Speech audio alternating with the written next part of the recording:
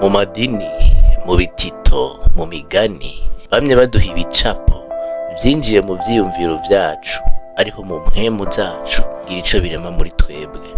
Igicapo cyose kirema umunezero cyangwa ubwoba, kikarema ivyizigiro cyangwa kwihebura, kikarema amahoro cyangwa kikarema umubabaro. Ibyo bicapo byose twagiye turonka kuva mu bwana bwacu, haba mu byo twakuye mu bitabo by'ijambo ry'Imana, haba mu byo twakuye mu migani n'ibitito twagiye tubwirwa. Ivyo byose vyagiye mu bwenge bwacu birema ibishobisho ari byo emotion bikidukurikirana n'uno munsi. Ugasanga umuntu afise ivyo atinya ataho barahurira, ugasanga umuntu afise ivyo akunda atari we yabikunze ariko yarabikundishijwe. Mbega ibyo bintu byose biri muri twebwe bimaze iki? Bikora iki? Birema iki? Ico womenya nuko gushika umunsi umuntu afashe ingingo yo gusubiramwo kwihweza neza ibiba mu mpemu yiwe ariho mu vyiyumviro vyiwe, ibiba mu bishobisho vyiwe ariho mu mushaha wiwe, ubuzima bwiwiwe buba bumeze nk'ubutwagwa n'umuyaga, kuko ivyo byose bituma anezerwa, bituma ababara, bituma kekeranya, bituma agira ubwoba. Mbere n'ivyo byose aba yubakiye ko ubuzima bwiwe yitwa ivyo yifuza gushikako canke ivyo akunda. Vyinshi usanga atari we yabihisemwo, ari ivyo yahitiwemwo n'abandi, nabo bandi ugasanga nabo si ivyo bahisemwo, babihitiwemwo n'abandi.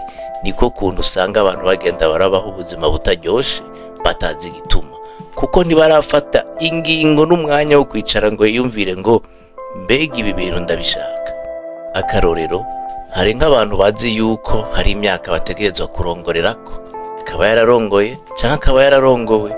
Hari nk'abantu bazi yuko hari akazi bategerezwa gukora mu buzima, ariko ugasanga ako kazi siko akunda, siko yifuje gukora, ariko hariho icamwemeje cyangwa wamwemeje yuko ariko kazi ategerezwa gukora, ariko kuko atarafata umwanya wo kuvyiyumvirako ugasanga ariko abaho ubuzima atahisemo. Ni kubera iki umuntu ashobora kubaho ubuzima bwiwe bwose?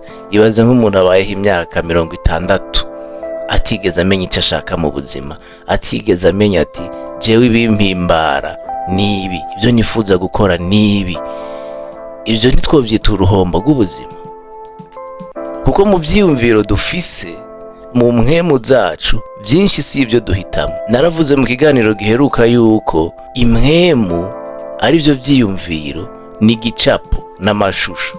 Mbega amashusho ufise muri wewe nayo wewe wicapiye canke nayo wacapiwe na TikTok, nayo wacapiwe na Instagram, nayo wacapiwe na Facebook, nayo wacapiwe na n'idini ryawe, nayo wacapiwe n'umuryango wawe, canke nayo wacapiwe n'igihugu bamwo?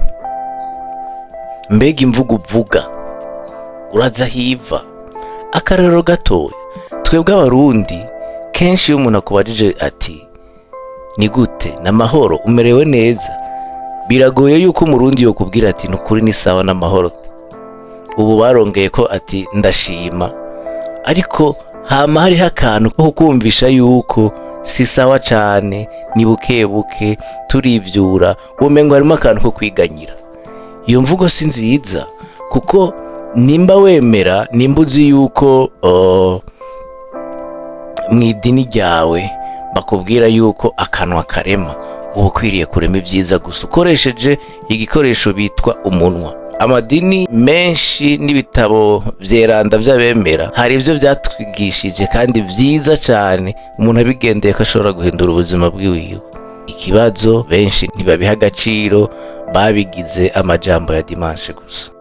Rero icyo nshaka kuvuga nuko iyo umaze kumenya ibihimba bitatu bikugize ari byo impwemu, umushaha n'umubiri, ariko je nkavyitwa ivyiyumviro, ibishobisho n'umubiri wawe, ukamenya yuko ivyo bihimba byose umuremyi yabiguhaye nk'ivy'iwawe, ntuba ukwiriye kurekera uwundi muntu ngo abikoreshe. Ndaguha nk'akarorero, hari igihe umuntu ashobora kuvuga ngo naka ngo yanshavuje. Iyo umuntu yagushavuje bisigura neza yuko uwo muntu afise telekomande yo gufyonda, yo kuduza no kumanura ibishobisho byawe. Ntuvuga umushaha wawe ni wawuganza. Ni gute ushobora gufata umuntu ukamuha umushaha wawe kugira ngo ashatse agushavuze, ashaka kunezereza? Ukuntu kwanjanje kurya ata muntu uzeza amahera yawe, kurya ata muntu uhereza umubiri umubiri wawe nta na rimwe uravuga ngo uno munsi ngo umubiri wanje ngo ndawuguhaye ngo je ngo ndatashe ngo umubiri wanje ngo ndawugusigiye.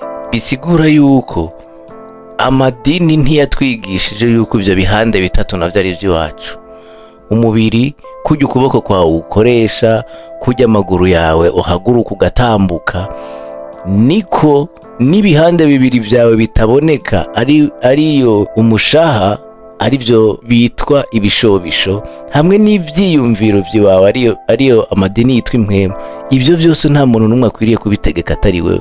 Uko n'ukuboko kwawe, hari undi muntu akudugiriza ukuboko, hari undi muntu atuma uhindukira ukaraba ibubamfu canke iburyo, ni wewe nyene ubihitamo. N'ibishobisho vy'iwawe ni ivy'iwawe, nta wundi muntu n'umwe akwiriye kugushavuza. Iki kintu iyo gitahuye uba uriko uraronka ubushobozi bw'Imana muri we. Nta muntu akwiriye kugushavuza, nta n'umuntu akwiriye kukunezereza. Hari abantu mpora numva ngo naka ngo yarangiriye ibi n'ibi, ugasanga ivyo bintu vyose ariko aravuga ni ibintu yari yiteze kuri uwo naka. Ninde yakubwiye yuko hari umuntu ajejwe ibishobisho by'iwawe? Nta muntu ategerezwa kunezereza kw'inosi. Umuntu wese ategerezwa kwinezereza kubera yuko, reka ngo akarero gato uco bitaho, iyo wewe ushonje hari undi muntu aba ashonje kw'inosi? Nta numwe, kuko inzara uyumvira mu nda iwawe canke mu mutwe, kuko hariho n'igihe umuntu asonza mu mutwe adashonje mu nda. Rero uko nyene iyo ushonje ata wundi muntu aba ashonje, bisigura yuko bibera indani muri wewe. Niyo unezerewe nta wundi muntu n'umwe aba anezerewe, niyo ubabaye nta wundi muntu aba ababaye. Utegerezwa kwitaho umunezero w'iwawe, ukamenya ibikunezereza. Ikindi no kubwira nuko umunezero wawe ntukwiriye gufatira ku bintu biba hanze, kuko umunezero ni igikorwa c'indani. Ukwiriye kumenya kujya uzi neza ukuntu ushobora kuduza ukuboko kwawe ukagushira hejuru, nka kwa kundi mw'ishuri bavuga ngo ufise ikibazo amanika ukuboko. Kujya ushobora kumanika ukuboko kw'iwawe, utegerezwa kwiga ingene ushobora kuduza ibishobisho vyawe ukama mu munezero, ukamuhimba. Kujya mu gatondo uvyuka ukiyoga ukibrosa, utegereza kumenya yuko witaho n'ibishobisho vyawe ukavyuka unezerewe.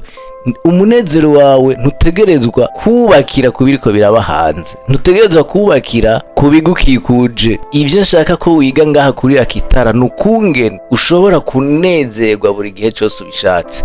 Mbere ukwiriye kunezerwa umunsi wose n'imisi yose, kubera yuko ndagusubiriramo nkaguha akarorero keza.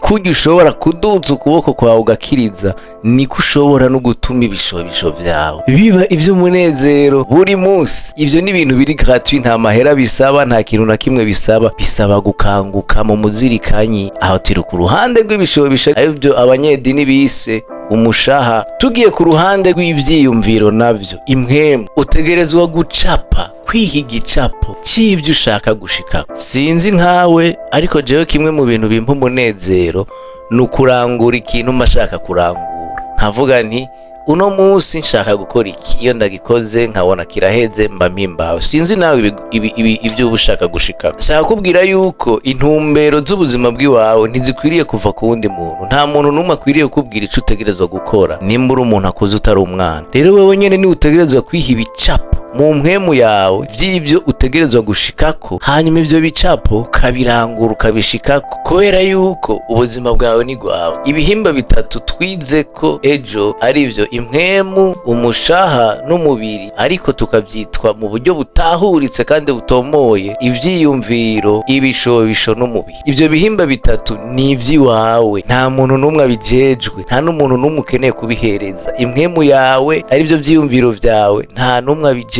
ni parcelle yawe itaboneka, utegereza guteramwo imbuto wewe nyene ubwiwawe hisemwo. Ibi biganiro bikaba biriko biragufasha. Ntureke kugira partage, ntureke gushirako commentaire, ntureke kubisangiza n'abandi.